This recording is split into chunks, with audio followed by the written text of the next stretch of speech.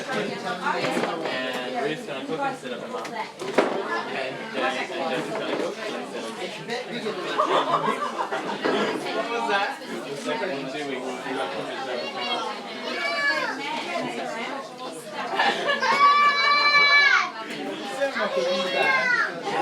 I know about how you're making those. I won't be doing any of that now. I'm not game enough to do that.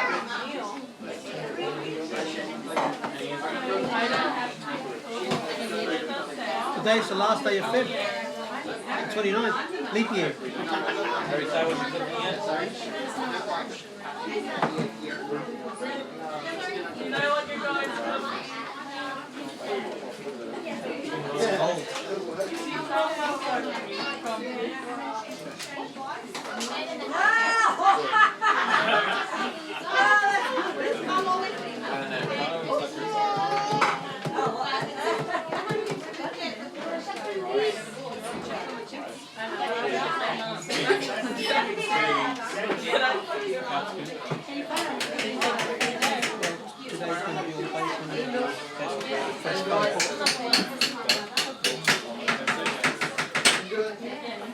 There may be one or two that reflects the if you get ready in midnight and all that, you go to Jerusalem for the Pesach, but it was 12. Sorry? It was 12. Why the FBI? Okay.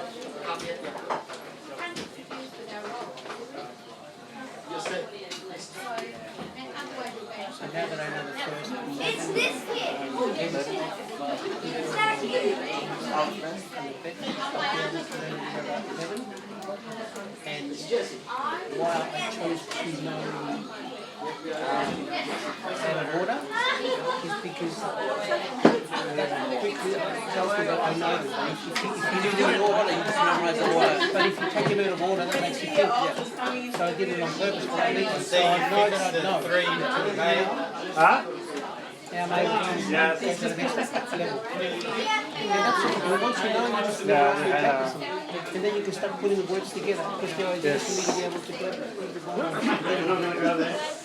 Obviously, personally, actually do know that. I use the points I want to tell. But that's the next thing. Yeah. We can then do an online, more advanced course to be able to know where the dots and the little T's go on the day. And then we can be able to start reading. Because hopefully once you start reading, then you can start speaking. And then we sort of build up. The original Hebrew never had vowel. Sorry? The original Hebrew never had. No, that's right. But the modern does, and if we want to be able to read like that Hebrew, we're in the process of learning.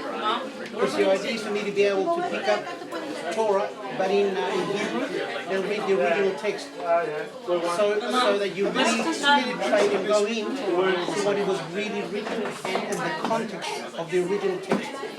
Not the anglicized version. Shouldn't we learn the non-alpha version? But that doesn't have, so the original Torah doesn't have it.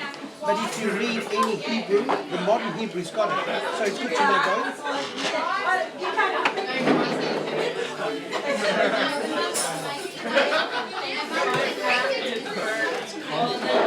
sit down.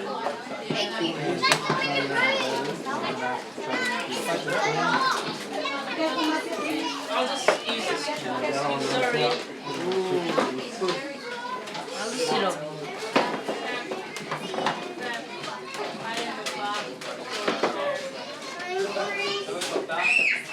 Isn't that where Mum's sitting? Mom's sitting over there. I am here.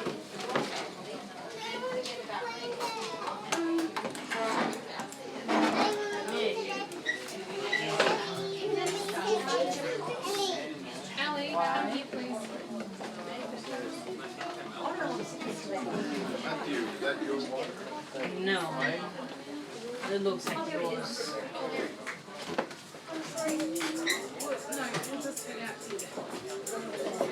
That was you. Oh.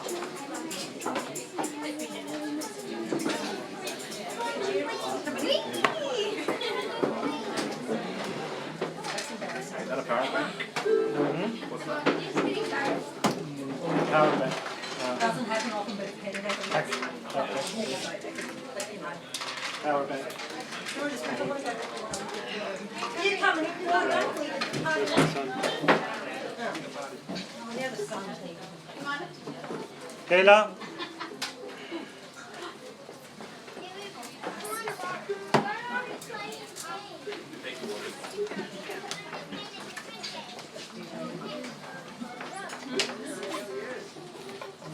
Can you put that one to charge somewhere? It's not working. Battery pack is not working with it. Modern, but it's so difficult to really see. Tiny. Yeah, pretty much. Okay.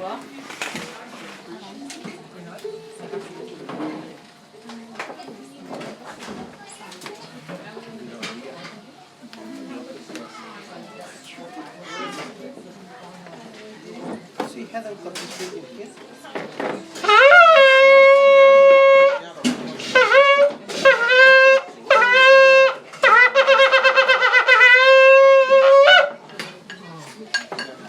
All right. Let's pray.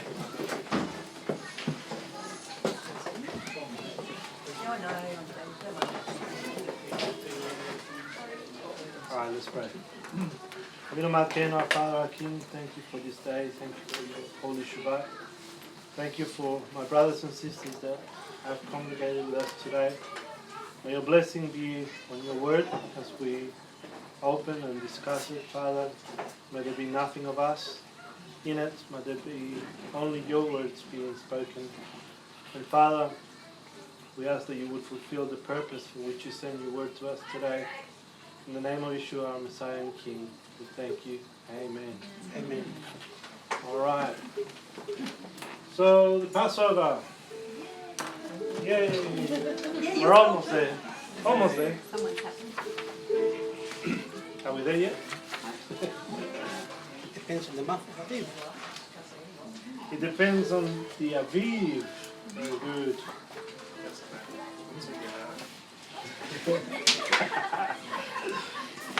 He knows my Can I just heart. say, Yeah? does everybody does know that was a joke? Yeah. It's a truth or truth. You know what I say? It's not what it's about what it means to me. And God knows what. Because I thought people probably think, oh, God knows you said that. But like, it was humour. Yeah. All good, all good. What did you say? Nice joking opinion, I said. But it's what it means to me, isn't it? I want to twist the scriptures. I want to What did we talk about last week? Teaching years? What didn't we speak of last week? Alright. Don't worry. Did we have homework last week?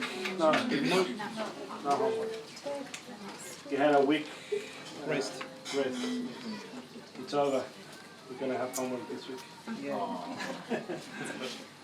Alright, we're going to look at the first Passover. And we're going to look at the second instance too. And we're just going to discuss today. Exodus 12.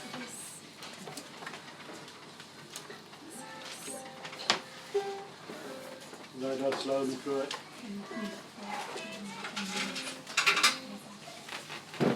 So let's go to the scriptures. Exodus chapter 12.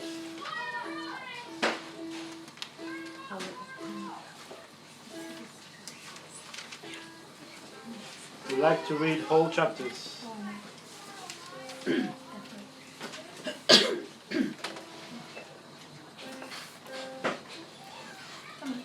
And Jehovah spoke to Moshe and to Aaron in the land of Mitzrayim, saying, This month is the beginning of months for you. It is the first month of the year for you. Speak to all the congregation of Israel, saying, On the 10th day of this month, each one of them is to take for himself a lamb, according to the house of his father, a lamb for a household. And if the household is too small for the lamb, let him and his neighbor next to his house take it according to the number of the beans. According to each man's need, you make your count for the lamb. Let the lamb... Hold on, no. We're going to go in the sections, right? So I'll stop you along the way. So the first part is, this is to be the beginning of months. Right? So what's the Hebrew New Year's? The what? The Hebrew New Year. Is the Rosh Hashanah on the 7th month? Yes. Not according to Exodus 12. This is the first month, right? Yes. So we're gonna work out what the first month for the Hebrew calendar is. So we'll get to that one in a second, because it's not here. Actually, it doesn't tell you what month this is.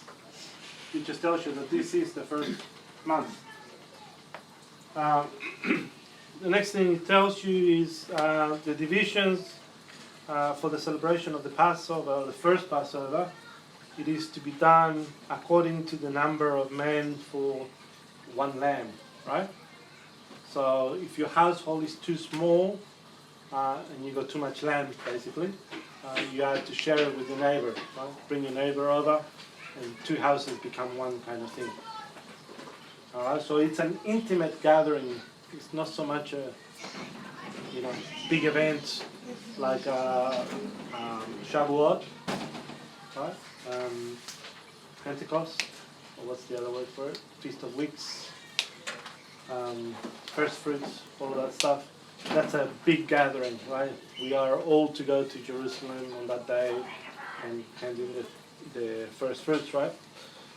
But Passover is a more intimate gathering, and it's designed according to the amount of people that can eat one lamb, basically the first one anyway. So we're going to look at that as we go along. Yep, go on. Okay. Let the lamb be a perfect one, a year-old male. Take it from the sheep or from the goats, and you shall keep it until the 14th day of the same month. Then all the assembly of the congregation of Israel shall kill it between the evenings. And they shall take some of the blood and put it on the two doorposts and on the lintel of the houses where they eat it. And they shall eat the flesh on that night, roasted in fire, with unleavened bread, and with bitter herbs they shall eat it. Okay, hold on. Before we go any further. So you are to keep the lamb until what day? Until the 14th day of 14th the same day. month. 14th day of the first month, right? Yep, and when are you supposed to kill it? It says here. Between the evenings. Between 14th day, keep it. the evenings. Between the evenings. Whatever that means. Yep, and then when are you supposed to eat it? After. On that night. Eat it on that, whatever that night is. Night. Okay, so you are to keep it, right? Up, so keep until the 14th day, and between the evenings you are supposed to kill it, and then you are supposed to eat it on that night. Now this is very interesting because there's a lot of controversies about days and nights, and the Passover is on the 14th day, Passover is on the 15th day, and there's a whole bunch of aggravation that happens over these dates. And I think it's a lot simpler than people make it out to be. Everyone Right. says that too. Yeah, but I think it gets complicated. Oh. So there's two parts to the Passover. Well, there's lots of parts, but there's two main parts to this part of the Passover anyway. There's the killing or the performing of the Passover, and then there's the partaking of the Passover or the observance of the observing it.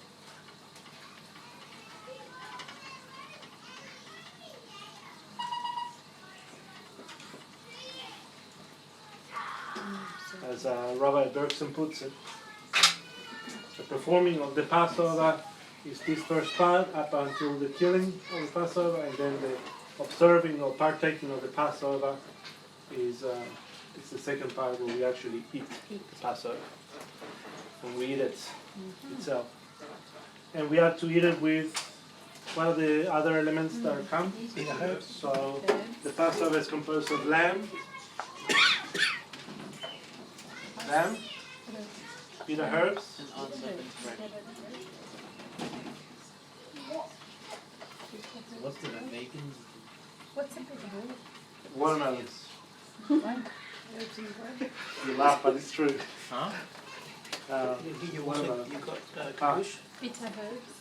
Bitter herbs. Unleavened bread. It doesn't actually prescribe the wine in the Passover itself. We use the wine because we sanctify everything by kiddush. Kiddush means sanctification, but it's not actually in the prescribed. And the prescribed part is only 3 parts: lamb, bitter herbs, and unleavened bread. Unleavened bread. The boiled egg. Boiled egg? No. No. Yeah, pomegranates. Stir. My wife's stirring the pot.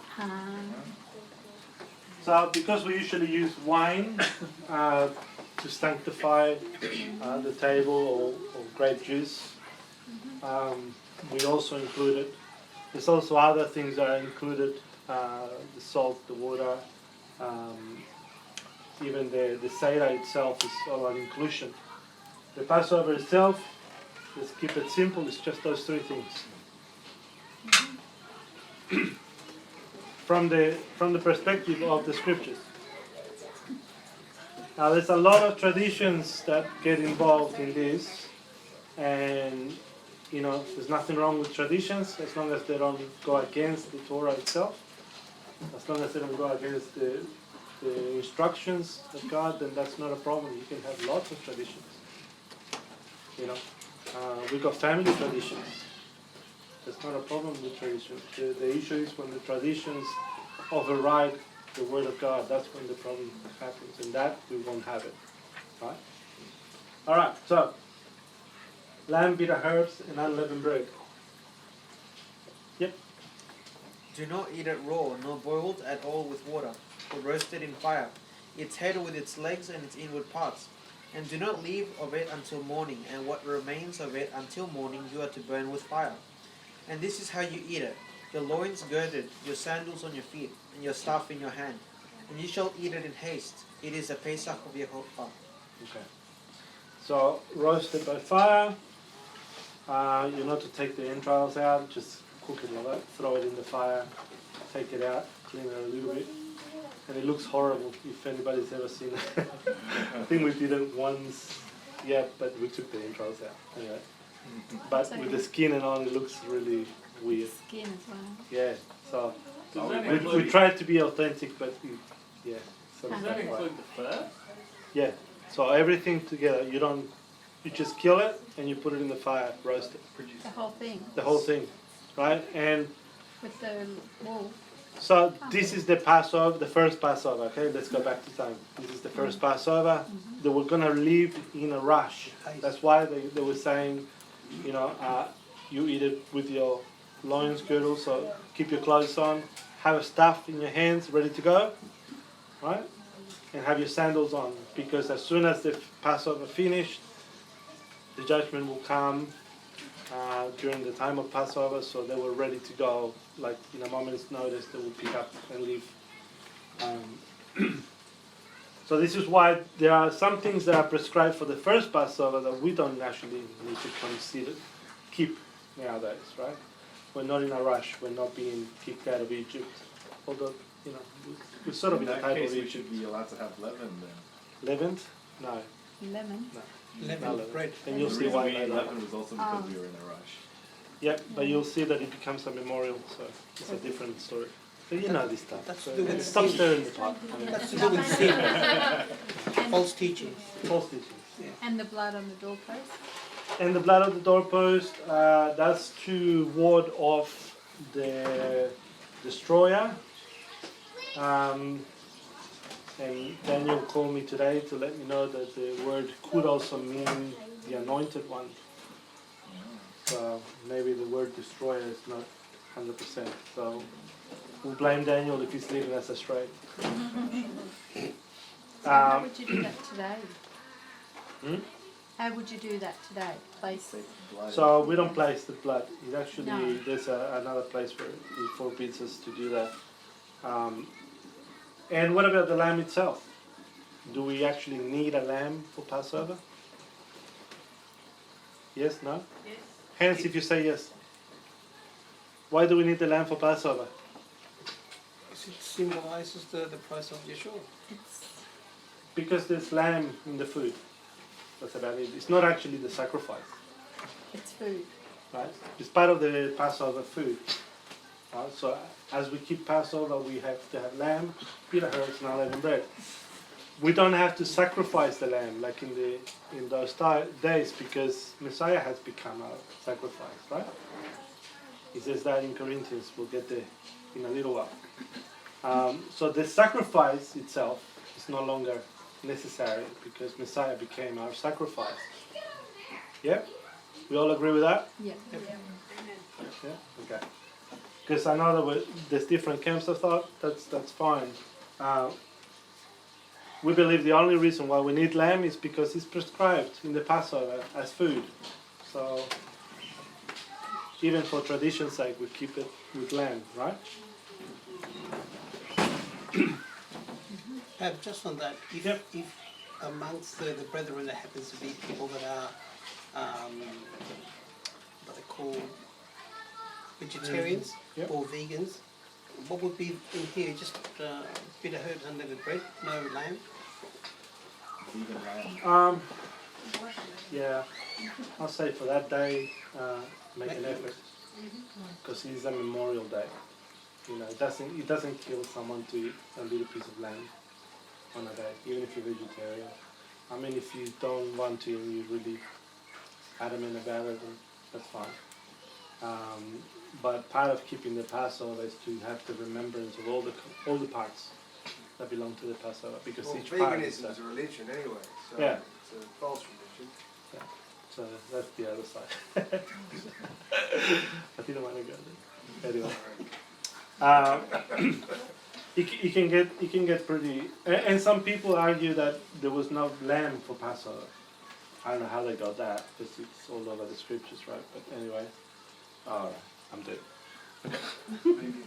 No lamb. Is it church? Back up to the rescue. So that's it. When the electronic goes away, we're gonna have to go back to paper. So just so we're going to have a real lamb, Yeah. real live lamb, Yes. and someone's going to kill it. Yeah. I usually kill it. Oh, you kill it, Yeah. and then you skin it and so So forth. we usually get Is that a it? lamb and we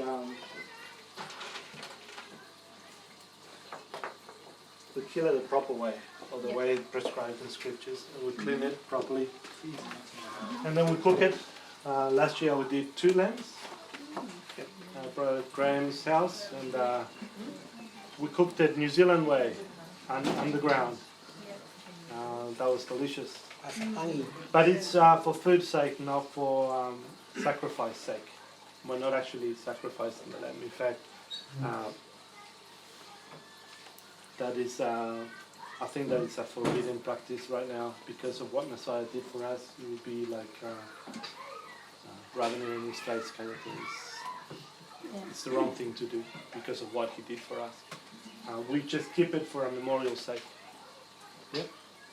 Isn't it But we do against it lamb. the scripture if you sacrifice it? Because it's only if you're in the land at that time, Yeah. in the first Exodus. But when you keep it as a memorial, they're not going out. So that's how MTLI teaches it as Yeah. well, where I'm of that belief as well. Where Yeah.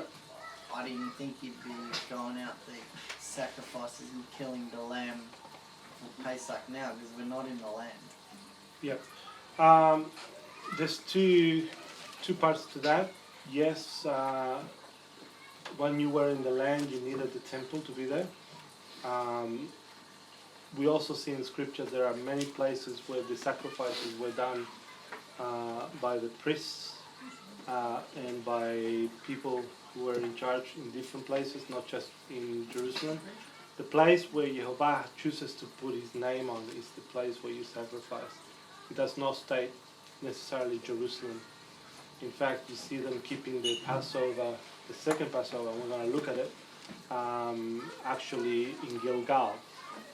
So it wasn't even in Jerusalem when they kept the second Passover. So Jerusalem is a later development when we come to Jerusalem. Now we are out in the nations, and we are the diaspora, or the people that were sent out. So we're coming back to the Torah. We don't have the temple, we don't have the priesthood. Messiah is our priest. So what do? Well, we don't need to, first of all, do the Passover sacrifice, because he became that sacrifice. What else did Messiah make himself a sacrifice for? Sin.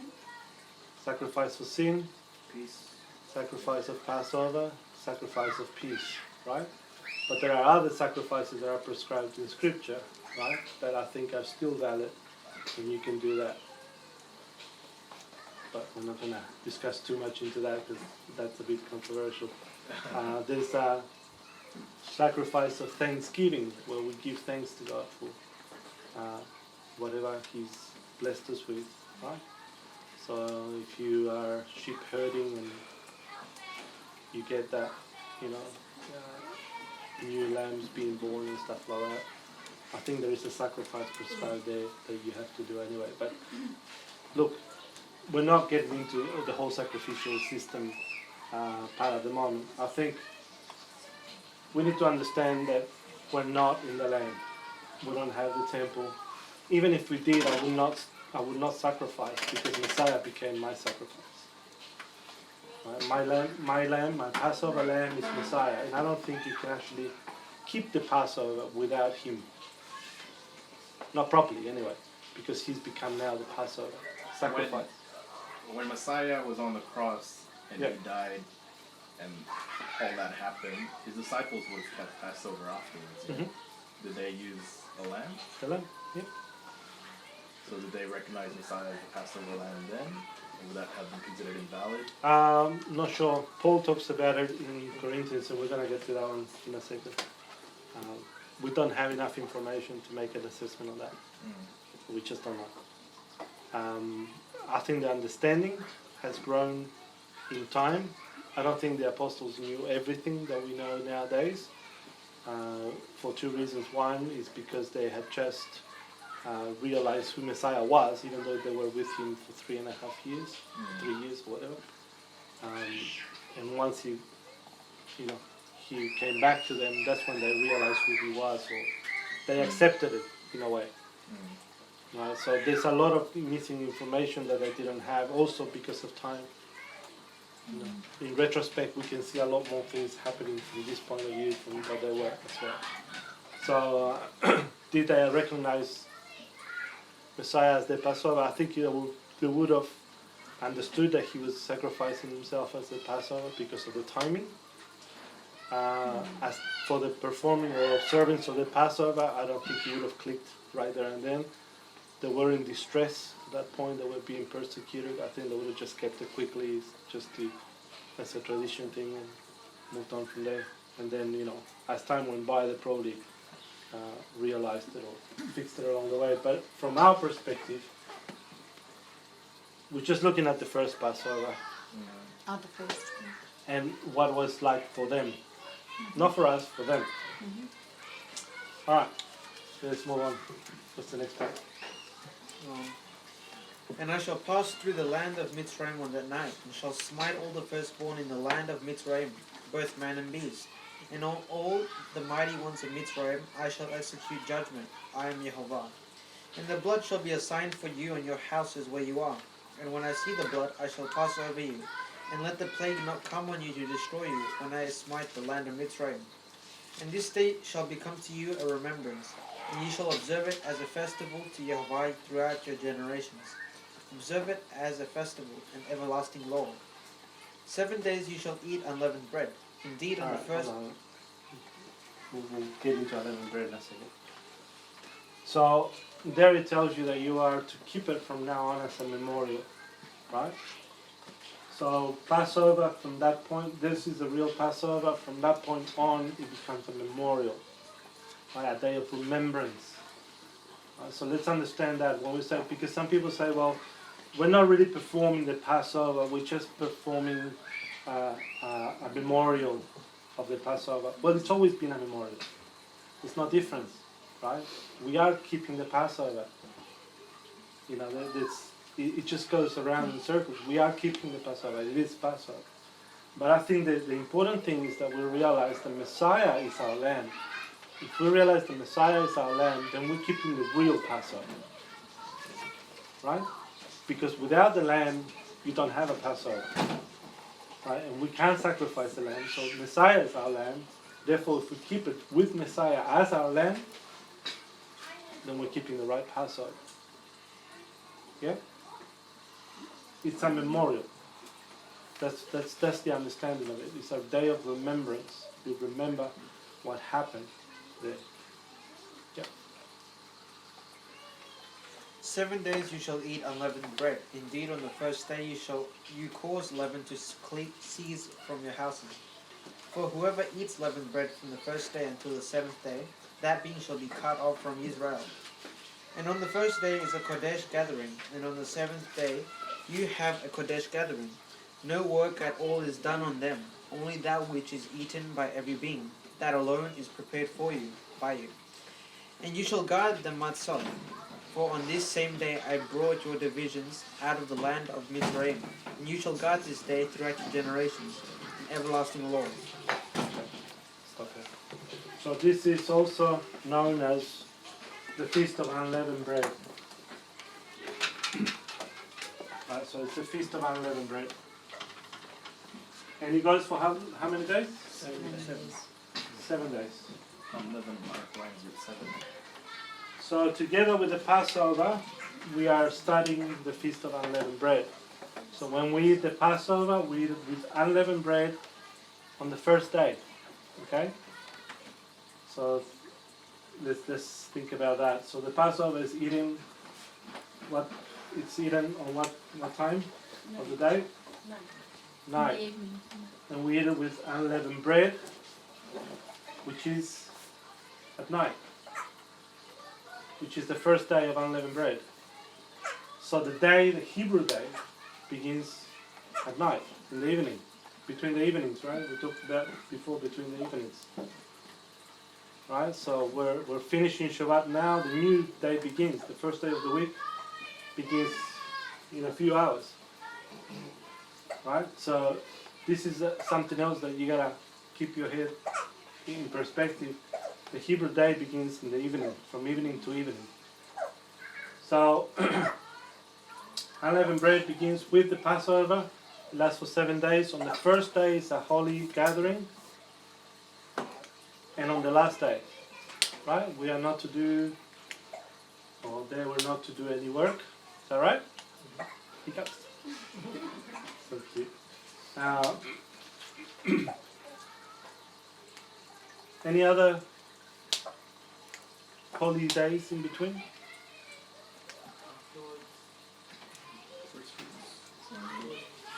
Afterwards or in between? So somewhere in here there's a Shabbat.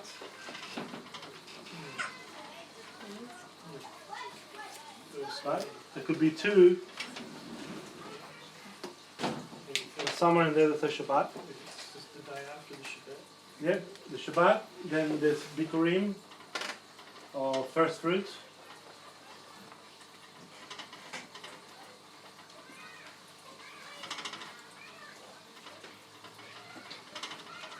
Which is the day after the Shabbat. So it's a Sunday. There you go. First day of the week. So these are all holy gatherings within the Feast of Unleavened Bread, which is also the Feast of Passover. The terms are interchangeable.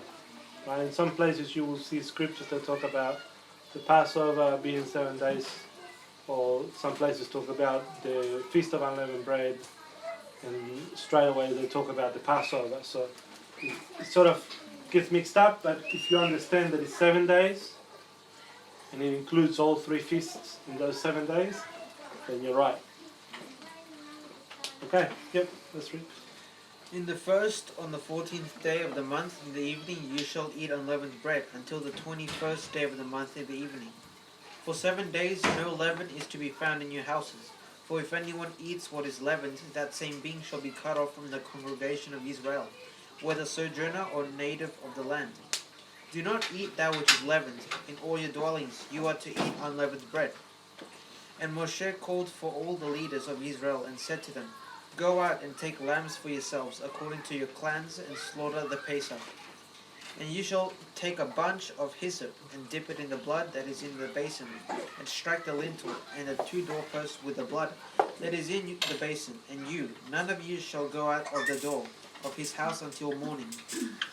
And Jehovah shall pass on to smite the Mitzrites, and shall see the blood on the lintel and on the 2 doorposts. And Jehovah shall pass over the door, and not allow the destroyer to come into your houses to smite you. And you shall guard this word as a law for you and your sons forever. And it shall be, when you come to the land which Jehovah gives you, as he promised, that you shall guard this service. And it shall be, when your children say to you, What does this service mean to you? Then you shall say, It is the Pesach slaughtering of Jehovah, who passed over the houses of the children of Israel in Mitzrayim, when he smote the Mitzrites and delivered our households. And the people bowed their heads and did obedience.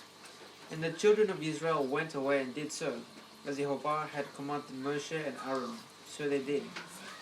And it came to be at midnight that Jehovah smote all the firstborn in the land of Mitzrayim, from the firstborn of Pharaoh who sat on his throne to the firstborn of the captive who was in the dungeon, and all the firstborn of livestock. And Pharaoh rose up in the night, he and all his servants, and all the Mitzrites, and there was a great cry in Mitzrayim, for there was not a house where there was not a dead one. Then he called for Moshe and Aaron by night and said, Arise, go out from the midst of my people, both you and the children of Israel, and go, serve Jehovah as you have said. Take both your flocks and your herds as you have said, and go. Then ye shall bless me too. And the Mitzrites urged the people to hasten, to send them away out of the land, for they said, We are all dying. And the people took their dough before it was leavened, having their kneading bowls bound up in their garments on their shoulders. And the children of Israel had done according to the word of Moshe, and they had asked from the Mitzrites objects of silver and objects of gold and garments. And Jehovah gave the people favor in the eyes of the Mitzrites, so that they gave them what they asked, and they plundered the Mitzrites. And the children of Israel departed from Ramses to Sukkot, about 600,000 men on foot, besides the little ones. And a mixed multitude went up with them too, also flocks and herds, very much livestock. And they baked unleavened cakes of the dough which they had brought out of Mitzrayim, for it was not leavened, since they were driven out of Mitzrayim, and had not been able to delay, nor had they prepared food for themselves. And the sojourn of the children of Israel who lived in Mitzrayim was 430 years. And it came to be at the end of the 430 years, on that same day, it came to be that all the divisions of Jehovah went out from the land of Mitzrayim. It is a night to be observed unto Jehovah for bringing men out of the land of Mitzrayim. This night is unto Jehovah to be observed by all the children of Israel throughout their generations. And Jehovah said to Moshe and Aaron, This is the law of the Pesach. No son of a stranger... Before we go there. Alright, so... I'll let you read the whole story so people knew what was going on. So people came out of the land of Egypt because of the death of the firstborn of Egypt. Mitzrayim means Egypt, by the way, if you don't know.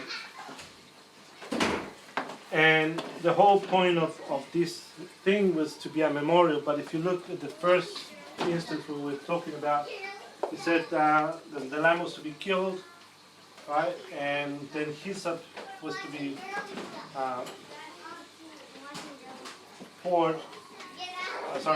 dipped in the blood of the lamb. And then something was to happen with that hyssop. It was to be placed on the doorpost, right? But the text doesn't tell you also, and it's part of the practice, is that the blood of the sacrifice was placed on the threshold as well, on the floor. So basically, yeah, there's a channel there, but they would have placed it as well too. That's a threshold covenant.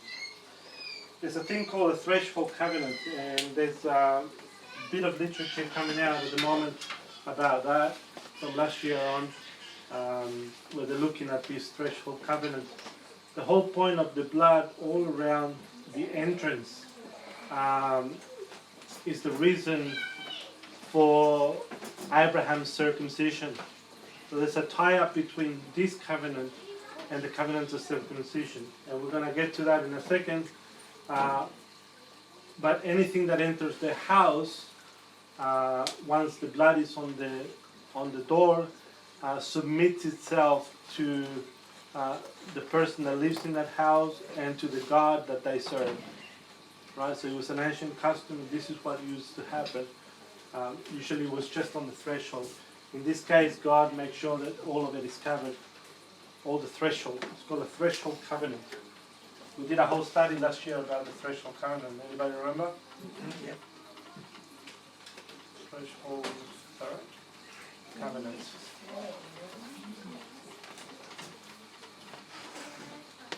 So anyway, I also want to point out that the commandment is for all of Israel, for all generations to come. Right? It's forever. So the commandments and the things that we're going to read right now about how to keep the Passover, the prescriptions for the Passover, they are a statute forever for all the children of Israel.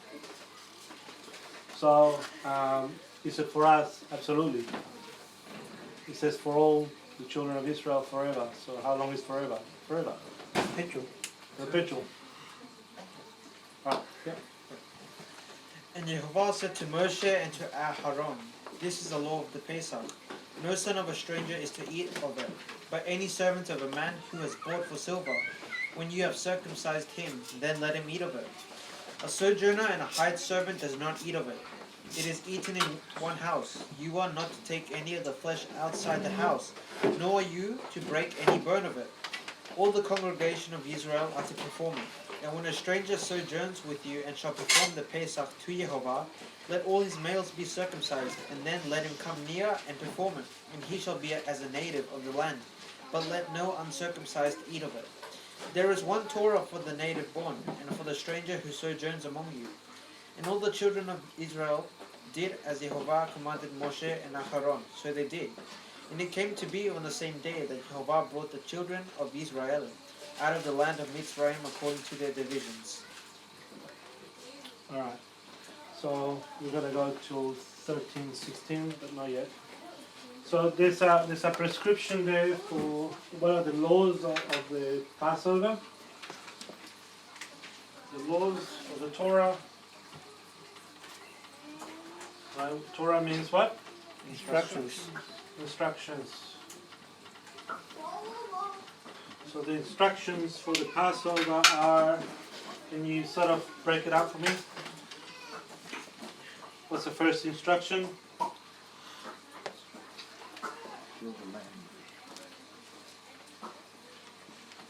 This is where is it? This is the law of Pesach. No son of stranger to eat it. Okay.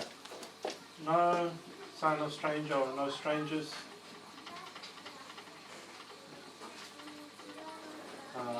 To eat it. What do you think that talks about? What's a stranger? Someone that has a relationship. Yeah. Someone you don't know. Uncovenanted. A stranger to the Passover, right? Someone who doesn't have any clue about it. Somebody from the nations, maybe. Other religions, other faiths. A stranger, somebody that has no part with the God of Israel. Yeah? You can assume those things? Yeah. So no strangers to eat it, someone that's not covenanted. Yeah. That doesn't have the laws of God, instructions of God. Why do you think a stranger shouldn't keep it? It's a covenant meal. It's a covenant meal. Well, it wouldn't mean anything to a stranger, would it? it only means something to people that are committed, doesn't it? It only means something to God's people. Right? Because it reminds us of the sacrifice of Messiah, where God took us out of all this sort of stuff. It has value for us. For strangers, not here, not there, it doesn't matter to them. Right? What's that about? Oh, that's great. Nice meal. Right? There's nothing holy about it, nothing precious about it. It's just another meal, another get together, you know, what we do with friends kind of thing. Right? But this is a holy convocation, a set apart, something very special to God, right? That He set up for Him and His people. Alright, what else? What's the next one? You've got a servant, you need to circumcise the male. Yeah. So circumcision basically. That's alright? C-I-S-I? C-I? S-I-N. Anyway. Let's just leave it. Let's leave it like that. Well, that's only for the people of the Old Testament, right? No. We've got instances in the New Testament where people were being circumcised. Timothy is one of them. It's a long chat. If you're not ready for circumcision, then that's fine. But it is prescribed. It's one of the Torah commandments. You're supposed to know what is expected of you before you enter a covenant, right? Just like you read the fine print of a contract before you put your signature in the contract. Well, your signature in the contract of the instructions, the Torah of God, is basically the circumcision. It's a threshold covenant, which means all your children that come out from your own body are covenanted with you. That's why it's a threshold. They take on the benefits and responsibilities of being part of God's people. That's why it's prescribed.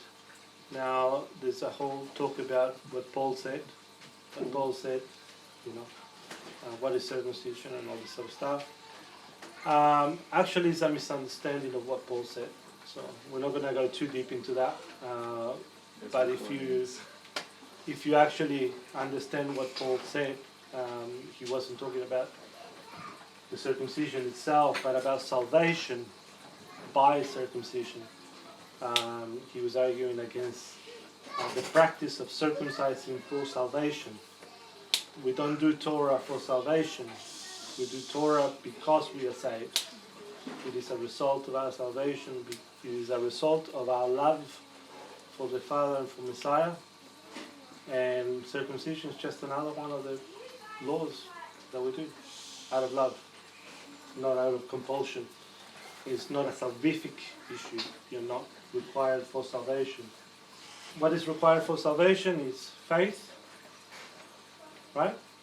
Yep. At least initial faith in Messiah, and confession, right? And then baptism. You confess with your mouth, you believe with your heart, and you baptize because of it, right? Now, circumcision comes as part of your obedience. It's a different type. Once you've learned the instructions of God, and you love Him, and you fall in love with His stuff, then you circumcise because of it. So, that's what Paul is talking about. So let's move away from that understanding for a little bit, because if we're going to follow the laws of the Passover, well, circumcision is part of it. So how are you going to keep the Passover? You can't. Because it's there. And we're going to see it's there in other places as well. Alright. Next one. What's the next one? What verse are we up to? It would just 44, we need to go to 45. Okay. Sojourner and hired servant does not eat of. I can read that one. So what's the next one? 45. What was the second? A sojourner and a hired servant does not eat of it. A sojourner. Yep. Yeah, just like a stranger. Mm-hmm. Yeah, sojourner. It is eaten in one house. You are not to take any of the flesh outside the house, nor are you to break any bone of it. Okay, in one house. So it's eaten in one house, so it's an intimate gathering, not a whole gathering where you have to buy tickets. Right? And you've got 30 tables set up and you're going to be entertained for the night. It's not that kind of a meal. It's got to be eaten in one house. What else it says? 45, 46, one house. Don't take any flesh outside. Yep, so can't take any flesh out.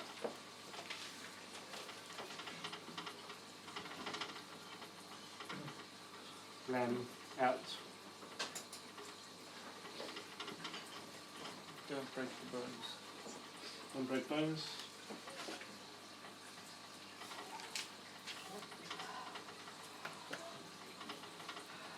And we know what that's about, right? Yep. Don't break bones. Yeah, Yeshua was willing to break. That was a memorial for what would happen to Yeshua when none of his bones would be broken. Yep. Anything else?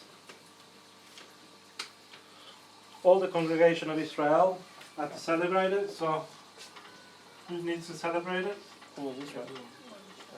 All Israel, Not only the Jews. not just the Jews. All Israel to celebrate it. And the same law shall apply to the native as to the stranger. So the same law for everyone. Same law for everyone. And it says, but if a stranger sojourns with you and celebrates the Passover to Yehovah, let all his males be circumcised. How many of his males need to be circumcised? All. So,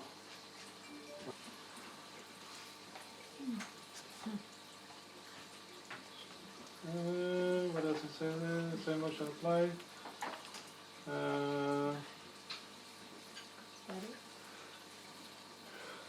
And let him come near Yehovah, obviously, to celebrate it, and he shall be like a native of the land.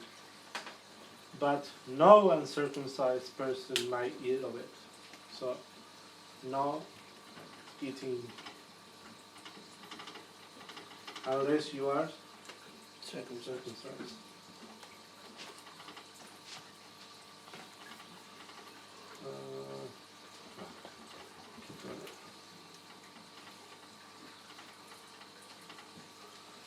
Right, so that's the first Passover.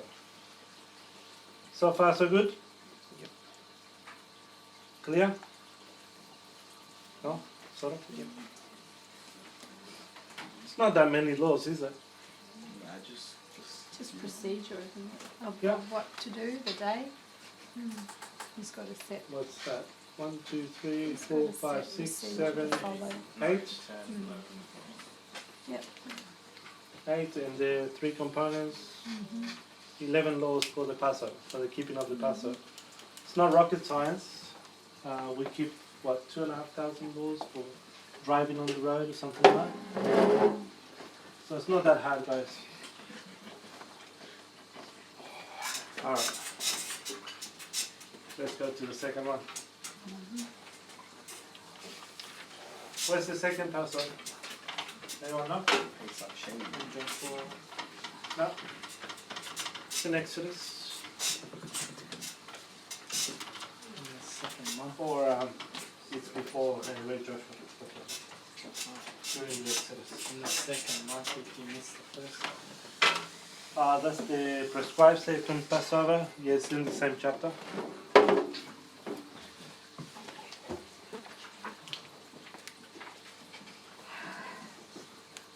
Right, before we go there, let's go to this one. Just quickly to reiterate some stuff. Exodus 34, 34. 18 to 20. 34.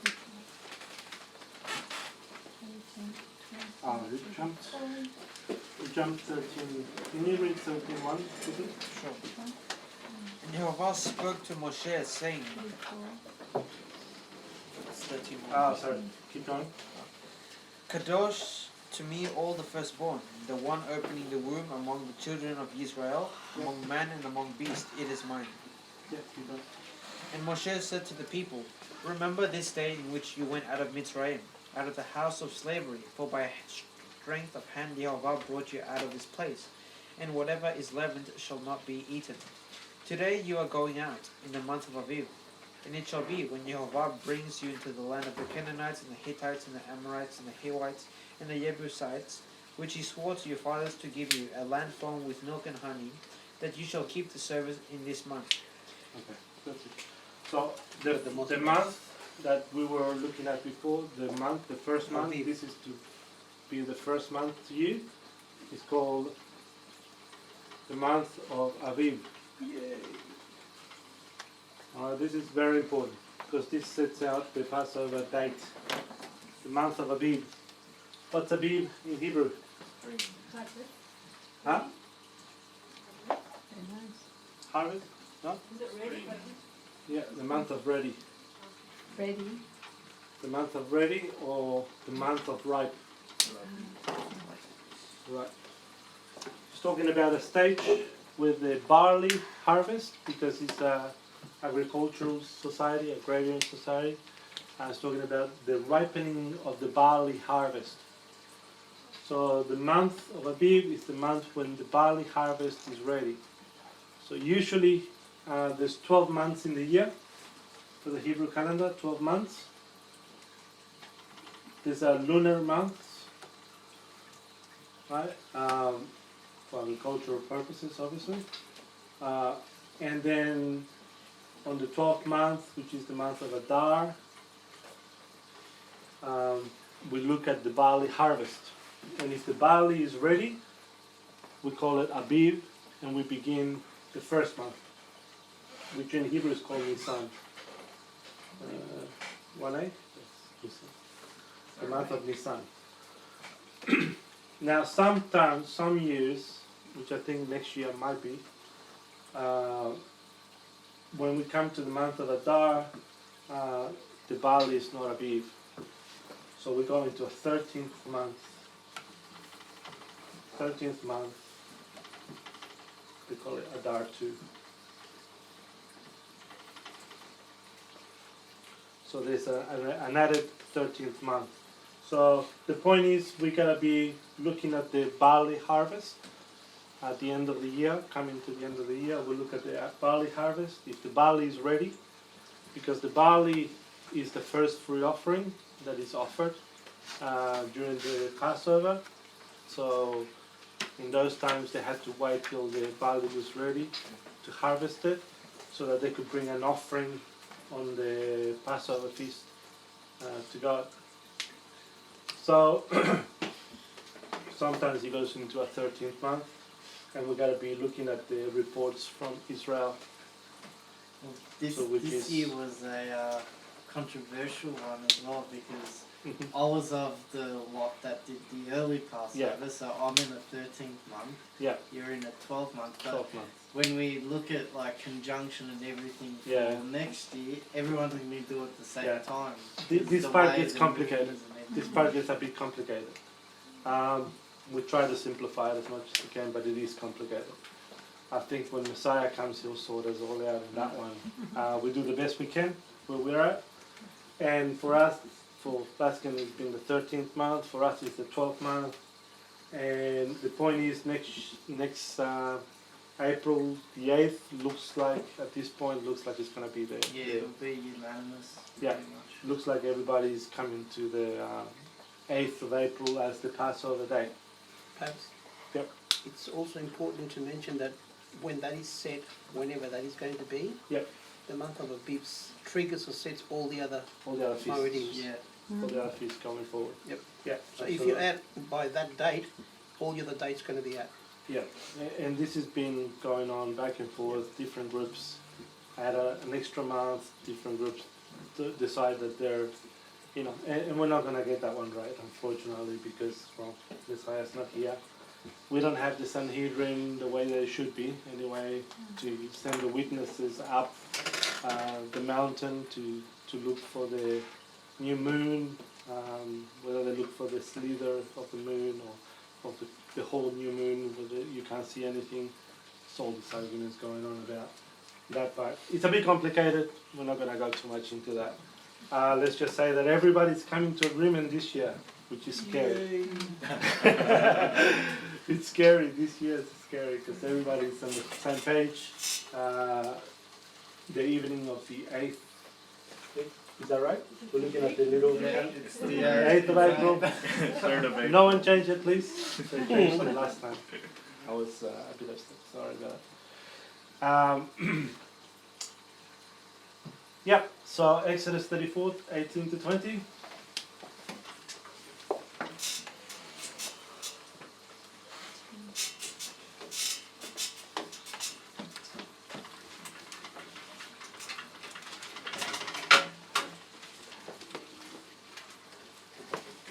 We're only halfway through it, guys.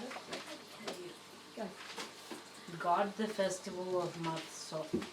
For 7 days you eat unleavened bread as I commanded you, in the appointed time of the month of Abib. Because in the month of Abib you came out of Mitzrayim. Everyone opening the womb is mine, and every male firstborn among your livestock, whether bull or sheep, but the firstborn of a donkey you ransom with a lamb. If you do not ransom, then you shall break his neck. Every firstborn of your sons you shall ransom, and they shall not appear before me empty-handed. Alright, so month of Abib again. Pydion Haven. Reiterated there. There's something else about the firstborn. The firstborn are mine. And we've been talking with Sarah for the last few weeks about the Pydion Haben. We're going to touch a little bit on that one. Pydion Haben is basically the redemption of the firstborn.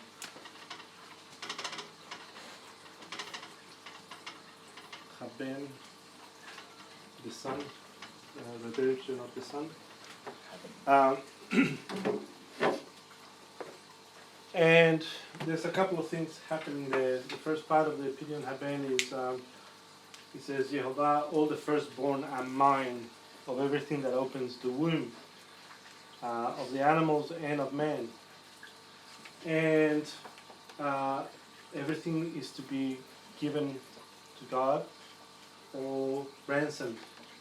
So in the case of the animals, the animals are being, or the donkeys are being specifically spoken of here. They need to be ransomed with a lamb. Otherwise, you have to break his neck,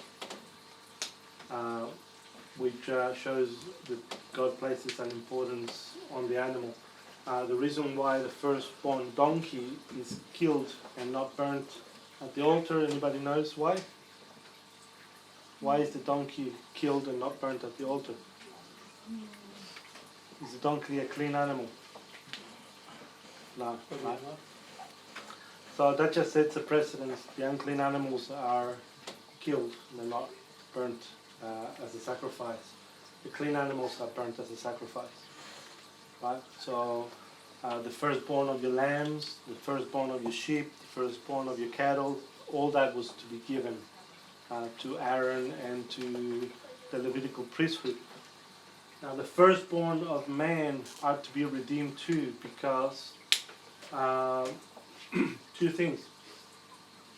The first part here talks about that all the firstborn are mine, and not all the firstborn were given as priesthood. Right? So the priesthood is not redeemed, but everybody else needs to be redeemed. Now this is an ordinance also as part of the Passover. So if you look at he's talking about the text regarding the Passover. And although there is a link between what happened with the golden calf, right? If we all remember, I think Exodus 22, the golden calf incident. So the firstborn were set out to be the priesthood of Israel. And because of the golden calf incident, they were replaced by the Levitical priesthood. The moment they were replaced, God demands that the firstborn are redeemed. Now, this ordinance was not just for them at that time, and you can look at it in the text that we read before. This ordinance is together with the Passover forever. It's an ordinance forever. So it's not just for that time. So we do still redeem our firstborn. And someone pointed out to me that maybe it has to do with the the service of Jehovah. Well, we don't want to take our children from serving Jehovah. It doesn't apply in that way. It's not that they're not going to serve Jehovah. It's that the purpose of their initial separation, because they were separated to do that, they can no longer fulfill that function. Even up until the coming of Messiah, they're not going to be able to fulfill that function of the firstborn being part of the priesthood. So therefore, they are prescribed, as you read in the text just here before, they need to be redeemed. Right? What happens if they're not? Well, I'll let you work that out. I don't want to get too much into that one. You break their neck. A donkey, you break the necks. Anyway. Where would you get a donkey nowadays? No, they used to do, the donkeys was a work animal for them.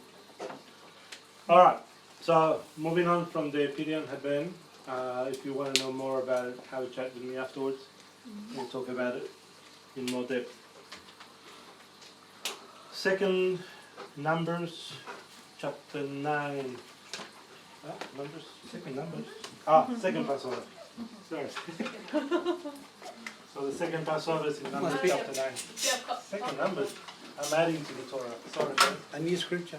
I'm leading you astray. What did he say his name? Second Numbers. Second Numbers.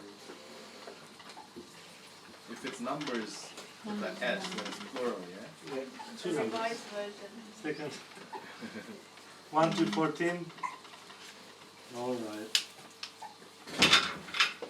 I'm allowed to make some mistakes. Second Passover. Second instance to the Passover. Who likes to read quickly? And the Lord spoke unto Moses in the wilderness of Sinai in the first month of the second year after they were come out of the land of Egypt, saying, Let the children of Israel also keep the Passover at his appointed season. In the 14th day of this month, at even, you shall keep it in his appointed season, according to all the rites of it, and according to all the ceremonies thereof shall you keep it. And Moses spoke unto the children of Israel, that they should keep the Passover. And they kept the Passover on the 14th day of the first month, at even, in the wilderness of Sinai, according to all that the Lord commanded Moses. So did the children of Israel. And there were certain men who were defiled by the dead body of a man, that they could not keep the Passover on that day. And they came before Moses and before Aaron on that day. And those men said unto him, We are defiled by the dead body of a man. Wherefore are we kept back, that we may not offer an offering of the Lord in his appointed season among the children of Israel? And Moses said unto them, Stand still, and I will hear what the Lord will command concerning you.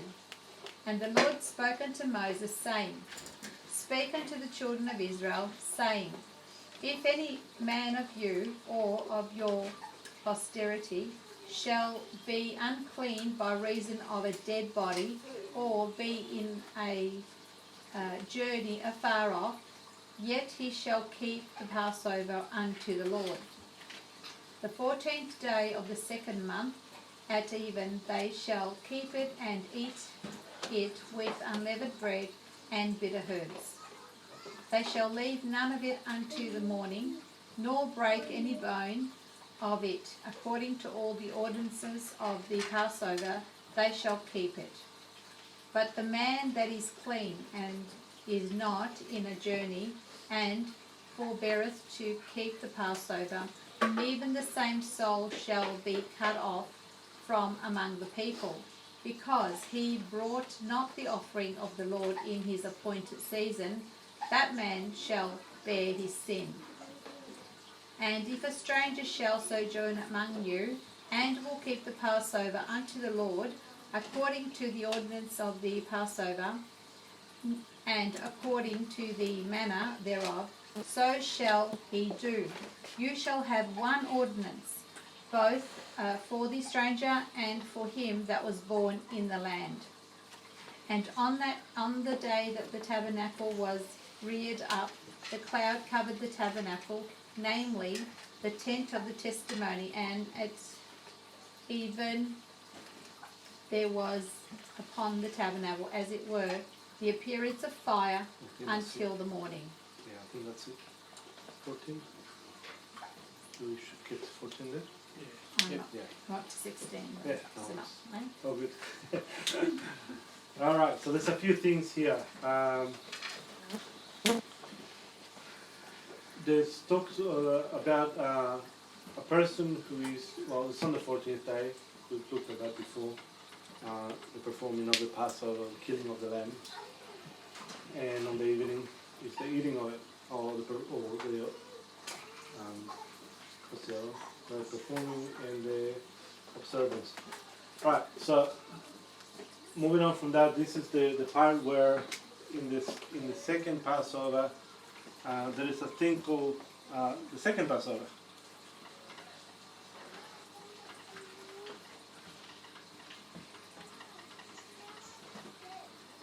The second Passover gets instituted on this instance in the book of Numbers because there were men who were unclean or defiled, and they couldn't bring an offering to God because of that state. So there is something about being unclean, ritually unclean, or defiled on the day of Passover. If you are, you cannot keep it. Right? This points out to that effect. You cannot enter a Passover meal defiled, being unclean, ritually unclean, according to the Torah. So these people have been carrying a dead man and burying him. Therefore, they had to wait and be cleansed, purified. Right? So there's a prescription for that, and that means that they were going to miss out on keeping the Passover. So this is how far they've taken it now. And I think it's important that we understand that this is not just a normal get-together and just a normal meal. This is a very serious covenantal meal, right? And it's one of the weightier feasts of the Lord. And when we come to it, we need to come to it clean, pure, or make every effort to. Yeah. And it says that it's to be kept according to the ordinances of the Passover and the manner thereof, or the rites thereof. What's that talking about? What do you think the ordinances of law? The same as the first. It actually tells you on the first, these are the laws of the Passover, right? And then it goes on to list them, which is the ones that we listed before. So when we come to Passover, you must be aware of those laws. You need to be ritually cleansed. You need to have all the males in your house circumcised. That are under your authority, right? You can't do anything about your father, kind of thing. But you can do something about your children. Does that make sense? Anyway, if it doesn't, just talk to me afterwards. I'll explain. It has to be people to whom this means something. It can't be strangers, right? And so on and so forth. Anyway. What happens if they got unclean for the second one as well? They'll be Get put cut to off from death. my people. Taken out the backyard and It's stoned. just bad luck, isn't it? They'll never Bad do it luck, again. yes. They can't, they're They dead. can't. If they were unclean for the first one, they need to make every effort to be clean for the second one. So is this came about There's no because excuse. is this come about because of the someone was unclean? Yeah, so they were burying a man. So the people that buried a man, they couldn't be cleaned up in time for the Passover. That means they were ritually unclean. And uncleanness usually has to do with people that were going to the temple. But in this case, it is prescribed to the Passover itself. So if you're going to enter a Passover Seder, if you're going to enter a Passover meal, you need to be ritually clean as if you were going to the temple, the same. Just as if you were going to the temple. If you were going to present yourself to God, you would have to be ritually clean. You couldn't just walk into the temple, right? Ladies in their cycle couldn't walk into the temple. Well, you can't come into the Passover if you got your cycle either. Sorry. So how do we clean ourselves? Sorry, I'm not understanding the cleaning. The cleaning So, is what do we you do have to to clean? baptize with water. Oh, is that Mikvah. how? So it's a baptism. So we need to be Baptized with baptized. water. Yep. Shower. Yeah. For most cases, this is enough. Baptized with water, and you are to be unclean till evening. Right? This is for most cases. Some cases, there are cases where you are unclean no matter what you do for the prescribed period. Sometimes 7 days, right? As in the ladies' monthly. It's 7 days prescribed. Nothing you can do about it. So we have a shower in the morning. Yeah. Is that what we're No. saying? Yeah. If you are on your cycle, Yeah. you And can't Can't do come. anything. Okay. about it. So can't. to be baptized is the other cleaning. To be baptized, you baptize on the 7th day on this one. Yeah, I know, but the Yeah. first one is just to be. So if you get, let's Clean say yourself. you touch pork, right? You're ritually unclean. Oh, Well, touch pork. You take a bath in water, and you're done. In the evening, you're clean, right? If you have your period and it finishes just on the day, you can take a bath and then, or shower, sorry, and then you'll be clean by evening. Understand? But That's it. That's the pretty only much it. one? There's 40 Okay. days for moms who have had a boy. 40 days prescribed. You can't come into a Passover within the 40 days from the birth of your baby boy. Oh. wouldn't that like go from the first Passover to the second Passover? It'd be like less than 40 days. What was that? The period between the first Passover and the next Passover would have been more than like or less than 40 days. Yep, possibly. What is that? You missed out on both. If you had your baby on the first Passover, Yeah. you would. Yeah. But your husband can do something to clean himself and he can represent the house. You're kind of in trouble too if it's a monthly cycle. Yeah. How do you avoid that? So, So anyway, there's ways around it. You just have to work it out. I'll have to last sleep on so is that for the women and the circumcision is for the men? Is that from what I Circumcision, if understand? you're circumcised, you have 7 days prescribed because of the flow of blood. So men, if you are circumcised, you need to give yourself Wait, 7 7 days. days. Okay. And ladies that have had a girl, 80 it's days. 80 days prescribed. Double down. 80 days for a girl. You're unclean for that period. So this is where it gets complicated, right? Passover is a very exclusive dinner, and I need to point that out very sternly. Do your own research, but Passover is not just open for anyone. It can't be. Shavuot, the feast of weeks, that's for everyone. right? Not a problem. But Passover is very, very exclusive, right? That's why it should be done in small gatherings, not in large gatherings. In large gatherings, you can't really worry about all these details, but in a smaller gathering, you can prevent certain things. And there's a lot of responsibility placed on the host of the Passover for making sure these things are adhered to. Alright? Is that clear, or do we need to go over some more? Are there any more questions? It's also a time of cleansing, so if you have stuff in your life that you know you need to get rid of, well, this is the time. You need to be clean, spiritually clean. So is there a scripture with that I need to read up on? Yeah, we're going to get to Corinthians. Alright, I'll move on from that. I'll leave it up to you to look at that up. I'm giving you all the scriptures. Go home and read your Bibles. Go back through it.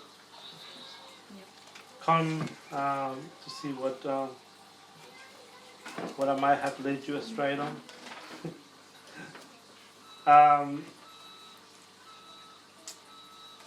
Leviticus 23, 5 to 16. We're finally on Leviticus 23, verse 5 to 16.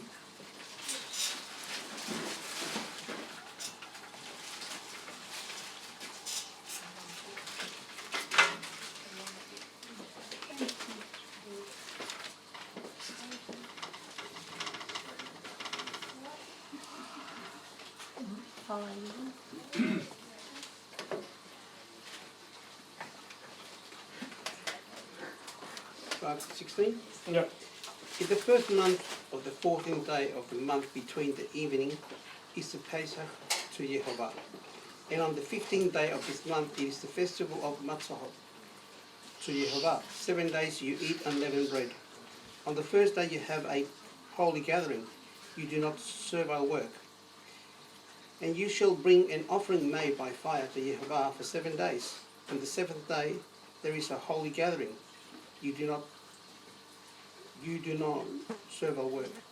And Yehovah spoke to Moshe, saying, Speak to the children of Israel, and you shall say to them, When you come into the land which I give you, and shall reap up its harvest, then you shall bring a sheaf of the first fruit of your harvest to the Kohen, to the priest. And he shall wave the sheaf before Yehovah for your acceptance. On the morrow after the Shabbat, the priest waves it. And on the day when you wave the sheaf, you shall prepare a male lamb, a year old, a perfect one, as a burnt offering to Yehovah. And its grain offering 2/10 of an ephah of fine flour mixed with oil, and an offering made by fire to Yehovah, a sweet fragrance, and its drink offering 1/4 of a hin of wine. And you do not eat bread or roasted grain or fresh grain until the same day that you have brought it an offering to your Elohim, a law forever throughout your generations in all dwellings. And from the morrow after the Shabbat, from the day that you brought the sheaf of the wave offering, you shall count for yourselves 7 completed Shabbatot, until the morrow after the 7th Shabbat, and count 50 days. Then shall bring a new grain offering to Yehovah.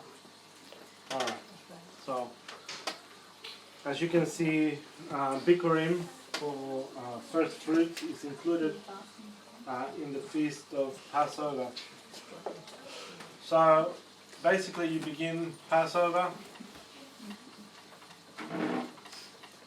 on the 14th day.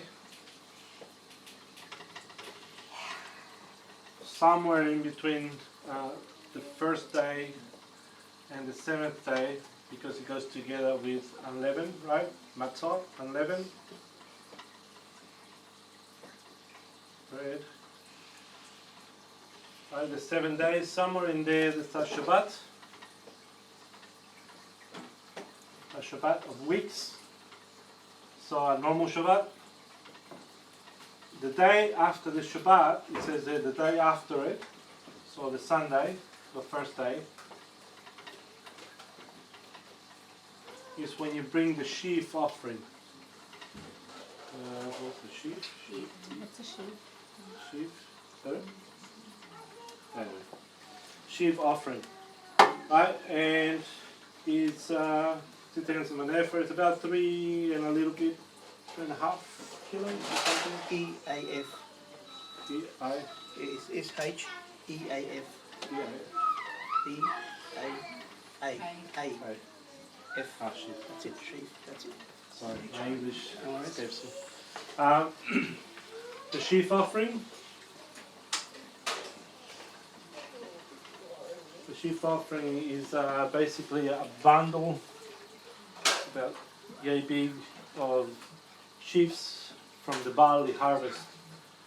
It equates to about 3 and something kilos worth of it. 2 tenths of an ephah.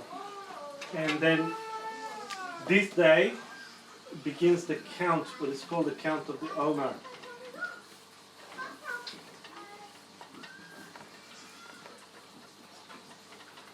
Right? And the Omer is the sheaf offering given to in Shavuot.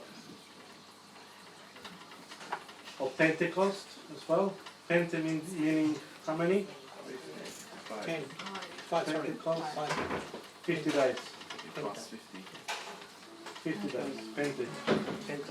It's also known as the Feast of Weeks because it begins the count from the first day after the Shabbat to the first day after the Shabbat 7 weeks later. Okay, so it's 50 days to the Feast of Shavuot. Alright, so we count 50 days from this day. Whenever that Shabbat falls inside the Feast of Unleavened Bread. And then on the 7th day is a holy gathering. Another one.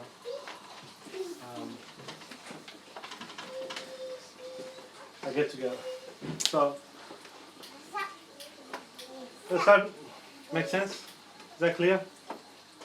So what happens on this first day is the day of what's it called? Tithing. It's the first tithe. It's the tithe that we bring an offering to Yehovah, the first tithe. Remember how many tithes there are? 3. 3 prescribed tithes. Prescribed. There's many other tithes in the scripture, but this is 3 different tithes that are prescribed in scripture, and they have to do with the harvest. Right. So the first tithe is here. The second tithe is here.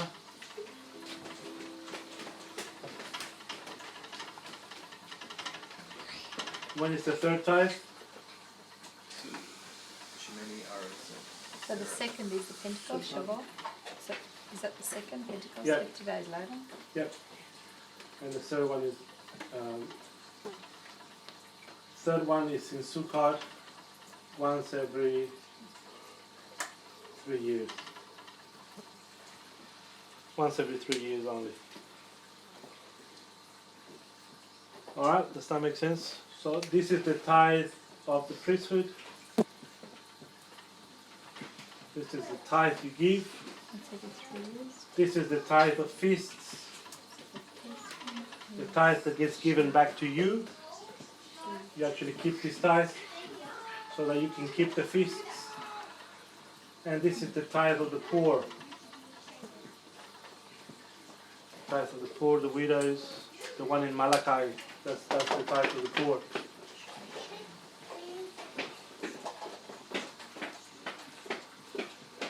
Make sense so far?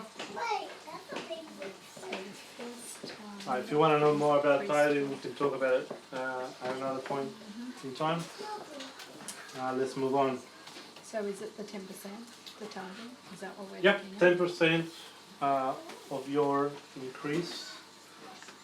So not just on everything, just 10% of your increase. of whatever Jehovah has blessed you on that year. So anyway, there's a calculation for that. We'll talk about it. There's different ways of doing it. Which one is right? I don't know. You can work that out. Is it for the whole year? Is that what we're looking at? Well, look at it from this point of view. It has to do with harvest. So, first harvest, second harvest, third harvest. Harvest of barley, harvest of wheat, harvest of fruit. So, that's how it was done. How do you translate it to today? Well, that takes a little bit of exercising and working out what best suits you. So it's Is it 10%? Yes, it's 10%. of the But not of harvest everything. of the crop that grew, Yeah, this kind of 10% thing. of the crop. Oh, okay. Or whatever you are increased in. So you've got barley, wheat, what's the other wheat? Fruits. Everything else.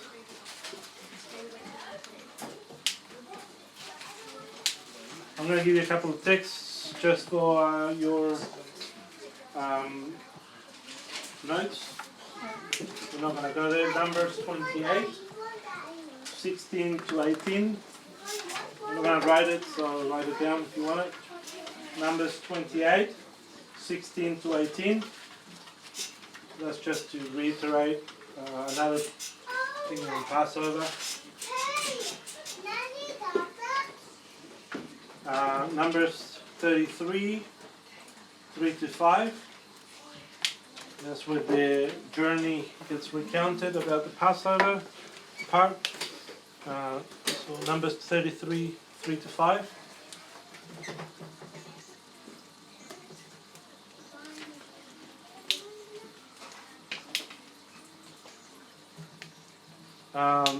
Deuteronomy 16, 1 to 8.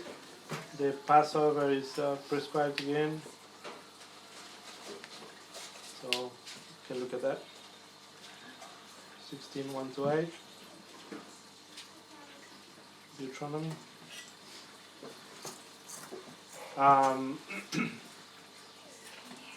Joshua chapter 5. Verse 3, and then verse 8 to 12.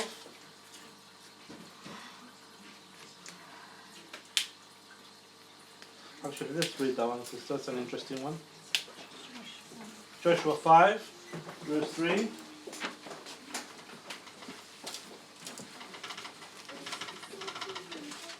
And then verse 8 to 14.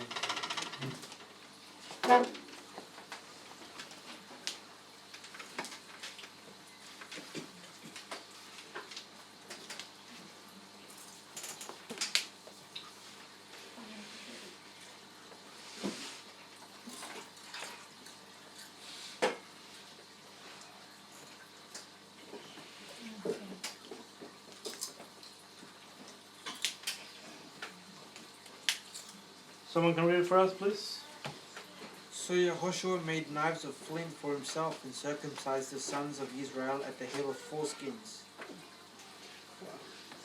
It's a few there. Yeah. So there's a place called Gibeah Haratoth, and that place is called the Hill of Foreskins. So that's what it looked like after they got circumcised. It was a hill of foreskins. So there's this new theology coming out there that circumcision is basically a little nick, a cut on the foreskin, and as long as you see blood or a prick even on the foreskin, if you see blood, then you're circumcised. I can show you now. There's a hill of foreskin here in the scriptures, so no, that's not circumcision. I agree with that. Circumcision is the removal of the foreskin. So let's make sure that we understand what circumcision is, because there's all kinds of weird and wonderful stuff going out there. And I think the point that he makes to make sure that you understand is a hill of it, left behind. There's a hill of foreskins. So there's no question about whether it was a prick or a little cut. Isn't that what the Jews do if you are already circumcised and want to become? Yeah, they just draw blood. Yeah, but that's incorrect. Yeah, either way. It's called Rambo. There's blood. There's also a hill of Philistines who did it that way. Alright. 8 to 12. Verse 8 to 12. And it came to be when they had completed circumcising all the nation that they stayed in their places in the camp till they were all healed. And Jehovah said to Yehoshua, Today I have rolled away the reproach of Mitzrayim from you. So the name of the place is called Gilgal to this day. And the children of Israel camped in Gilgal and performed the Pesach on the 14th day of the month at evening on the desert plains of Jericho. And they ate of the stored grain of the land on the morrow after the Pesach, unleavened bread and roasted grain on this same day. And the manna ceased on the day after they had eaten the stored grain of the land. And the children of Israel no longer had manna, but they ate the food of the land of Canaan that year. Right. What's interesting to me is that the reproach of the land of Mitzrayim was not removed from Israel until all the children were circumcised. Think about that. Right? Circumcision is very important with God. Because it was fulfillment of the covenant that he did with Abraham. It says the reproach of the land of Mitzrayim or Egypt was not removed from Israel. This is what? Over 80 years. Right? 80 years in the wilderness. They crossed the Jordan. They're on the other side. But this is over 80 years now. And the reproach of Egypt had not been removed from them all this time. Until they're all circumcised. Right? It's got to do with the threshold covenant. They actually crossed over fully. So anyway, I just wanted to bring that verse. It's very interesting. It's got a few things there. And the manna ceases. The provision ceases to come from the heavens and now comes directly from the land. So very interesting that it stopped right there on the day after the Passover. Very significant. Alright, so for homework, I got 2 verses for you. Oh no. Ezra 6. Sorry?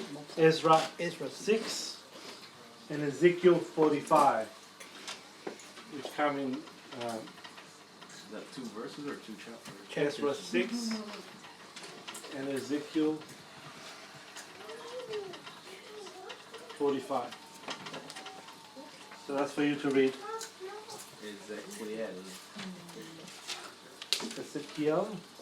Oh, CK. Okay. Oh, that's in Spanish.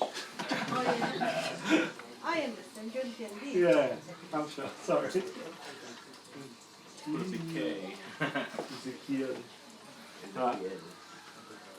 QU in Spanish. Alright, so anyway, that's homework. It just gives you a bit more perspective on the diaspora and what happened when they returned from the Babylonian exile. They partied.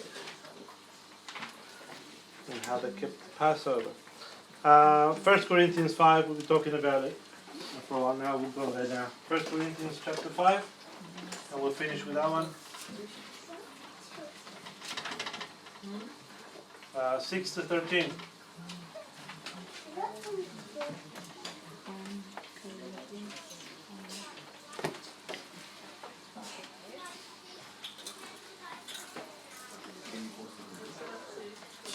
Your boasting is not good. Do you not know that a little leaven leavens the whole entire lump? Therefore, cleanse out the old leaven, so that you are a new lump, as you are unleavened. For also Mashiach, our Pesach, was offered for us. So then let us observe the festival, not with old leaven, nor with the leaven of the evil and wickedness, but with the unleavened bread of sincerity and truth.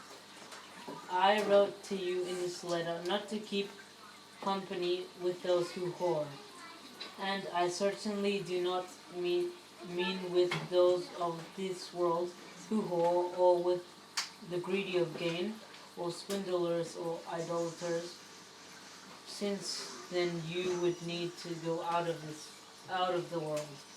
But now I have written to you not to keep company with anyone called a brother, if he is one who hoards, or is greedy of gain, or is an idolater, or a reviler, or a drunkard, or a swindler, not even to eat with such a one.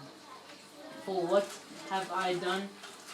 For what have I to do with judging outsiders? Do you not judge those who are inside? But Elohim judges those who are outside, and put away the wicked one from among you. Alright. So, I don't know if you ever read this in the context of Passover, but the fact there that it begins with the part about talking, being a new leaven, a new dough, and it says, do you not know that a little leaven leavens the whole dough or lump? So clean out the old leaven, right? This is all Passover terminology. Clean out the leaven from your houses, right? So that you might become a new lump of leaven, or the new lump after the Passover. And it says, the whole chapter here is in the context of what we talked about, sexual immorality or whoring, which in the Greek was what word? What was the word? We studied this before? Porneos.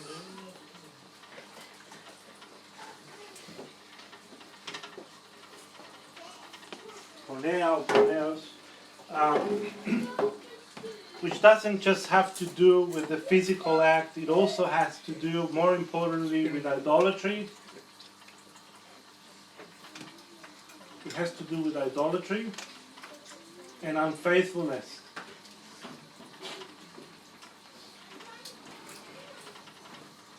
In terms of God, being faithful to God. So, although there is a physical aspect to this word, and it was used in that context too, it was used in the context of temple prostitutes, specifically male temple prostitutes, during the time of Paul in Corinth, right? The worship of Diana and all that sort of pagan worship, where they used to prostitute themselves once a year and gather funds for the temple, both men and women, priestess. And then, we got Ishtar coming after that, because, 6 months later they had, 9 months later they had babies, and those were the babies that were sacrificed. But all that sort of stuff comes from, that's where that word comes from temple worship of false gods. So whoring is not just sexual immorality as we understand it today. It has a deeper understanding of a spiritual condition, right? Spiritual unfaithfulness, if you like. Spiritual unfaithfulness. Polytheism, multi-gods, right? Just add Jehovah into the mix of that and then you're fine. No, you're not. He is the only God. He is prescribed to the people of Israel as the only God that they should have. I am Jehovah, your God. You shall have no other gods before me. Right, this is the first commandment. Right, this is the first of the commandments in the ketuvah, in the marriage contract between God and His people. I am your Elohim, you shall have no other gods before me. So porneia is the contrary of that, is having idols in your life. Not just in the physical sense of going after another man's wife. It's talking about the spiritual unfaithfulness more than anything else. Right? And the context of this thing is talking about a man having another man's wife. Right? I think it's talking about his father's wife. Right? In the context of this. But it's talking about spiritually unfaithful men. This is what it says, remove from among you the wicked man. And we are told not to associate or even eat. So the context of what Paul is talking there is talking about the Passover. Right? And we are told not to eat, sit at the same table with these people that are like this. And I think he's pointing out to the Passover because in the context he's talking about the Passover. Don't sit down and eat the Passover with these people. Why? Because Passover is a very, like I said before, exclusive meal. Not just anyone can come in. And I've seen it done all over the place where they charge tickets and you can buy a ticket and go and have your Passover in a hall, and there's tables everywhere and they do the whole celebration thing. I have big issues with that because when I read my scripture it tells me there are limiting factors to who can come into the Passover, and I'm sorry, I didn't put those limiting factors, the scriptures did, our God did. So, I have to do it according to His will, not according to the will of man. And I would love to have everybody in it, but we can't do that. Right? If we are following the statutes and declarations and the Torah, the instructions that God gave us, then we must live out who we need to live out. And that's the way it needs to work, because of obedience, right? So I'm sorry. If I'm going to have to leave some people out, I will, because I need to be obedient to God. And you need to understand that it's not because I don't like you, I love you all. I wish all could come in, but some people won't be able to. And that's the reality. Because I want to take good care to make sure that I'm following the instructions. Right? I also encouraged everyone last year, and I want to remind you of this, that if you have the means and you can, it should be a more intimate process. You should also host some in your houses. Right? So if you can and you're willing to, have Passover in your house. We don't need to all gather for Passover. We'll gather on the first day and we'll gather on the last day and we'll gather on the Sabbath in the middle. Or at least the last two anyway. But be encouraged to do Passover in your houses too. It's we won't be offended. It's part of it. It's part of our growth too. Whoever can and is willing, feel free to. And if you need any help, let us know and we'll help you in whatever we can. All right. We'll leave it at that. Is that okay? Anybody has any questions that need to be answered right away? Yeah? Sorry, Go. periods again. Yep. But we don't have to sleep elsewhere every other month. Yeah. If it happens on that month and you're having your Passover at your house, Yep. then just say, Ruth and I would have, say it was 2 of us, and we would have to leave, go and sleep somewhere, just that one night a year. Is that it? Yep. And then, because I've got Grace, so she's Yep. Christian, but she's not Torah, she'd be allowed to eat. But no. No, she wouldn't. No, yeah. It's hard. I understand that it's hard, especially when families are disjointed and all that sort of stuff. The other point, and you made that point too. I'll get back to you. Is that when you come to the Passover, you need to stay overnight, right? You have to. It's part of it. You're not to go out during the night. In the morning, it says in the morning you are to go home. Right? We read that before. So if you come into Passover, bring your sleeping pillow. If you need to leave, then don't come. Have a Passover in your house. Better that than having to go through the whole ordeal. All right? So will it be here? Yeah. Your house? We're discussing at the moment where is it going to be. There's issues both ways. Space is one of the biggest issues that we're having. So when it says 7 days, celebrate for 7 days, what does that mean? You don't need unleavened. You don't need leavened bread for 7 days. Oh, is that how we celebrate? Yeah, that's Throw the out all the celebration. waste from your house. You gotta start cleaning up everything that can have And you yeast. bring an offering made by fire to Jehovah. That's something that you cook, and you bring Made it by before fire. God, and then you eat it. But you bring it before God. So nice meals cooked by fire. You know what you normally do anyway.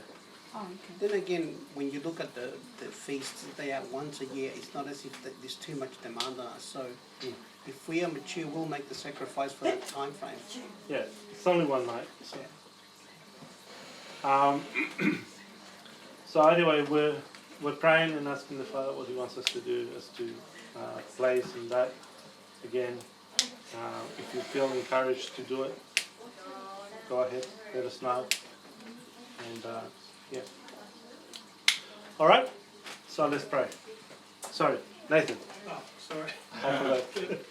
I mean, I think it's relevant because I think just for clarification Yep. with that, because obviously after I read the message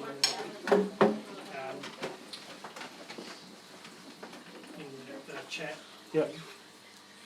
so as far as I understand it, I'd be disqualified from going to your Passover, but then I'm also disqualified from holding my own Passover Because of because Your I have son. uncircumcised children. No.